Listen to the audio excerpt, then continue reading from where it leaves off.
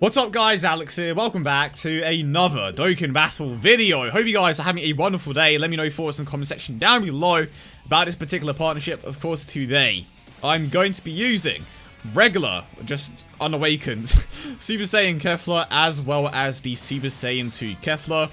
A partnership that I did know of quite a while back, but just didn't think of until now to use them, so yeah, that's cool. But yeah, I hope you guys are having a great day as always, and of course, if you enjoy today's video, leave a like and subscribe if you are new.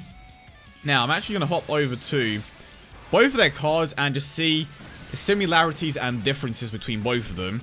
And I think the biggest one by far is that the Unawakened one requires a specific orb to get an attack and defensive increase, whereas, of course, with Super Saiyan KEFLA or Super Saiyan 2 KEFLA, she requires just any type of orb. Right, so the good thing is they both have immense damage. Okay, that's a great point, or great starting point. They both change intelligence orbs into physical orbs. Hold on, let me keep an eye on this turn real quick before I move on. Do I do this? Do I do this? No. Okay. Let's see how this ends up. But so they both change intelligence type orbs and, well, they change intelligence type orbs into physical orbs. The Unawakened KEFLA gets a 10% attack and defensive increase per physical orb obtained, whereas the Awakened one gets a 12%. So there's an increase of 2% there, and she gets the attack increase per any orb. Okay, that's the biggest difference so far, and I'll just knock my bottle over. And when it comes to the secondary portion of the passive, for the most part, it's the same. They both have a medium chance to evade enemies' attacks. They have the, chance to launch an additional attack. With KEFLA, or Super Saiyan 2 KEFLA, it has a high chance to turn into a super attack, whereas with the Unawakened one, it is a medium chance. The biggest difference in their link sets is, honestly, just the fact that Super Saiyan 2 KEFLA has Shattering the Limit. And look at that. Would you? Look at that. So, like, the interesting thing here is, because the Super Saiyan 2 KEFLA can get stronger for any orb she picks up, do you prioritize the... let's go with this. Do you prioritize the physical orbs for the Super Saiyan 2 KEFLA, or the one that... the weak one, technically? Because right now, she was very close to the 1 million stat there. Of course, they also have a great partnership when it comes to their link set, because they share a lot of links with each other. But then I guess you also have to take into account the fact that Super Saiyan 2 KEFLA has a higher chance. See, that's the thing. Even without picking up that many orbs, her attack stat was still extremely high. Especially in comparison to just a regular Super Saiyan KEFLA. But like I was saying, one thing that you do have to take into account is the fact that she has the ability to launch... well, she has a higher chance to launch an additional super attack, right? So maybe you should prioritize her, but then again, it's like, why run the other Super Saiyan KEFLA if she isn't going to be doing much? So I think that definitely is an interesting partnership. I'm curious to see how it is going to go for the majority of the video. So far, we've had, like, what, one rotation with her, and it was relatively solid. Their attack stats were both, kind of high. I could have grabbed... well, I say I could have. I would have if I could. But there was a nice amount of agility type orbs that I wish I could have picked up, and I feel like if I did, the attack stat for the Super Saiyan 2 KEFLA would have been, slightly higher. But honestly, I mean, Super Saiyan KEFLA's attack stat 8,600. Super Saiyan 2 KEFLA's isn't that much higher. The 12 key multiplier is exactly the same.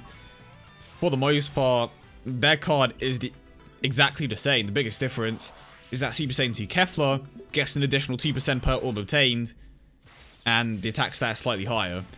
She doesn't have Fierce Battle, so that isn't a big factor. For the most part, they are, I want to say, exactly the same. Oh, that's unfortunate. Right, so that's like 3 orbs right there. And that is a lot more orbs for just the regular Super Saiyan KEFLA. Of course, we are getting the boost from Vegito as well. 984,000 with 3 orbs. I expect big things from Super Saiyan KEFLA. Never mind. Just never mind. To be fair, the orbs didn't necessarily fall down the right way anyway. It kind of worked out. It was the first stage. So, if I want to plan this out, alright, if I really... never mind. I was about to say, if I really want to optimize that next rotation, I would do it this way. Honestly, go with this, because there is a lot of purple orbs there, which are going to be... Never mind, because I'm pretty certain that Vegeta is done. Yep, there we go. Just never mind, because obviously they will change the purple orbs into the physical ones, and then there was a ton of green orbs there, which would have just been perfect. And then I have a rotation like this, which is cool. So that's 5. And then 1, 2, 3, 4. Not too many there. And then we have a decent amount for Vegito. Damn, that last rotation was literally perfect, but I was just... It was too easy. It was too easy because of the type advantage with Vegito. Oh, come on, Kefla. Show up. Show up for me. Show us what you can do. Never mind. And one thing that I suppose kind of gets overlooked is that she can tank. And there's that dodging. Ooh, okay. But when you really look at the cards, there isn't necessarily that much of a difference between both of them. For the most part, they are seriously the same card. I'm surprised that the attack increase for Kefla went up to 12%. Personally, I thought it should have been more. I feel like they kind of tried to balance that. Well, I'll say balance, but I feel like they kind of tried to make up for the fact that they didn't give her more of an attack increase by giving her the ability to get stronger for any orb that she gets. Which is cool. You know, it's cool, but I feel like they could have potentially approached that in a slightly different way. I definitely would not be surprised if in the future we get another Kefla card. I was highly expecting them to make her a Dokkan Fest unit, but they didn't for some reason. But who knows? Maybe an LR. I'm pretty certain that every single character in the game, or just any relevant character, I should say, is going to get an LR at some point. So, bro, can you imagine an LR UI Goku? The one we have now is basically an LR, if we're being completely honest. Right, I mean, Kefla, either one is going to take care of this entire rotation because they can attack multiple times. But can I just have, like, some interesting orb placement? This isn't interesting, this is just bad. Okay, we can start with that. Ooh. That wasn't too bad. That was not too bad, but low-key, that was better. Why is it always the green ones that just sound perfectly? So, I suppose, can I argue that? Technically, okay, we haven't seen any of them go above 1 million in terms of the attack stat, but collectively, they are technically hitting for 1 million. Just the overall damage, and that is just triple super attack, damn. I did say one of the Keflas is just going to take out the entire rotation, and there you have it. You're done, my boy. You're done. 1.8 mil.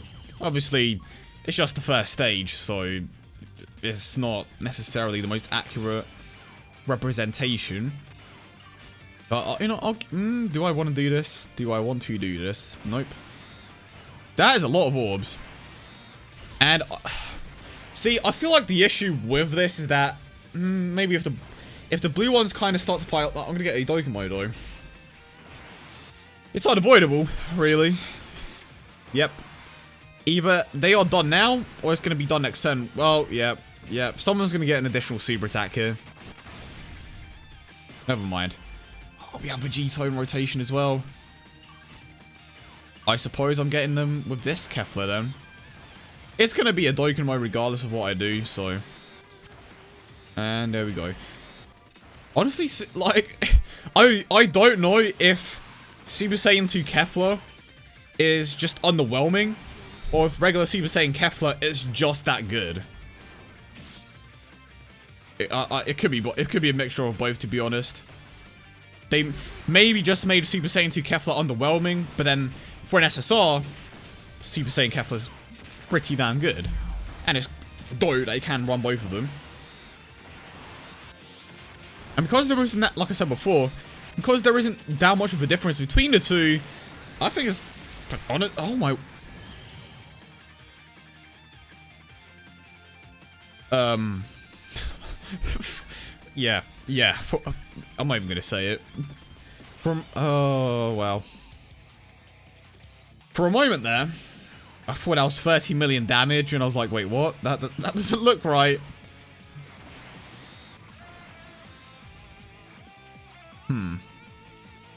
That is a yikes.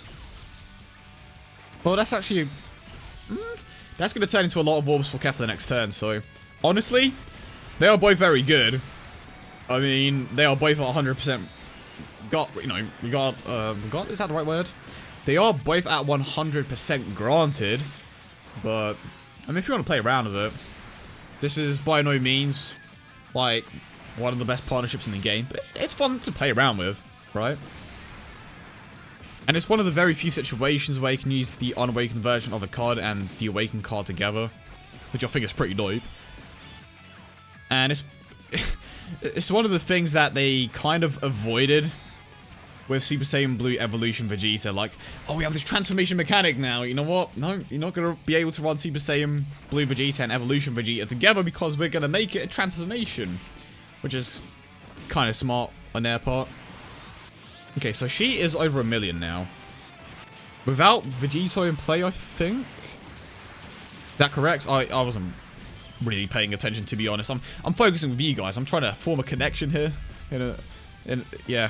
In not a weird way. I think that's gonna... Yeah, there we go. Lining up those STR orbs. Ooh.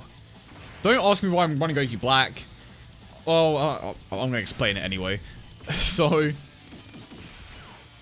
in a showcase, you want to run units that you normally would run on a top tier team, but you don't necessarily want other units stealing the show.